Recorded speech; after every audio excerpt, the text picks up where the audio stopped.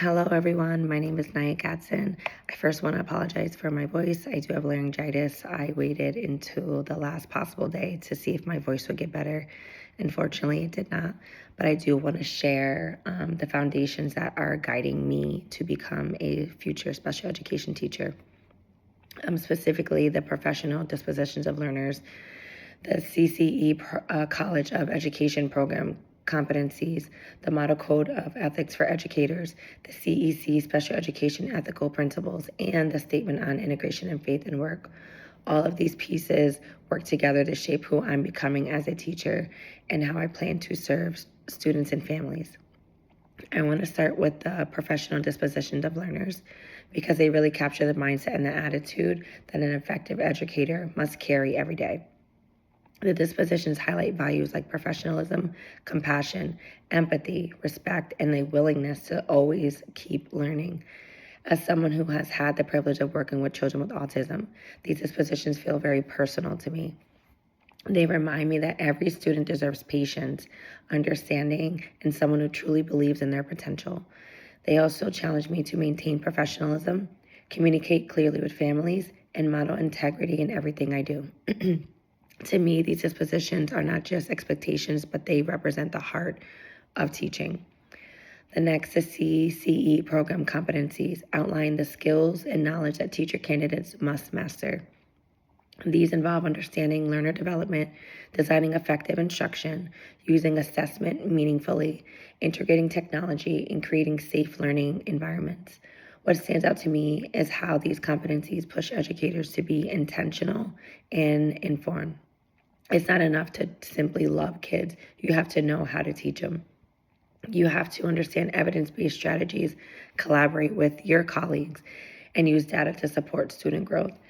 As a future special education teacher, these competencies give me a framework for meeting the diverse needs of learners, especially those who require individualized support.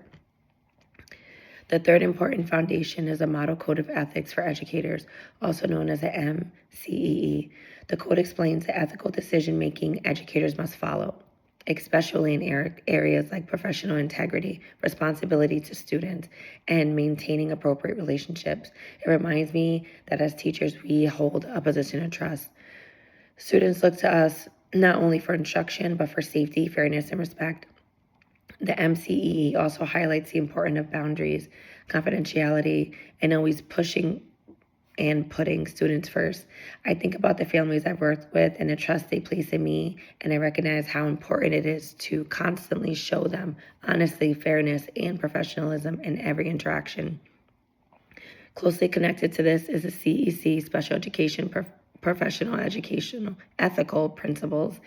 These principles guide educators who work specifically with students with disabilities. They emphasize dignity, unity, non-discrimination, and creating inclusive environments. They also remind teachers to use evidence-based practices, advocate for appropriate services, and support families in understanding their rights. As someone who wants to teach in a school for children with autism, these principles really hit home. Students with disabilities deserve teachers who will fight for them, believe in them, and ensure they receive the supports and services they are entitled to. These principles also emphasize collaboration with general education teachers, therapists, behavioral specialists, and family members.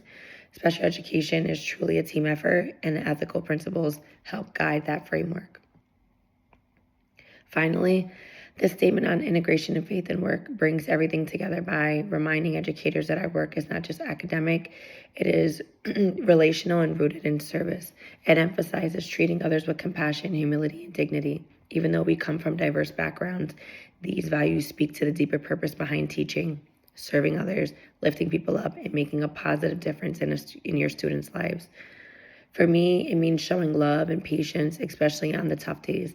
It means being a light for students who feel unseen or misunderstood. It means approaching my work with gratitude, knowing that teaching is not just a job, it's a calling.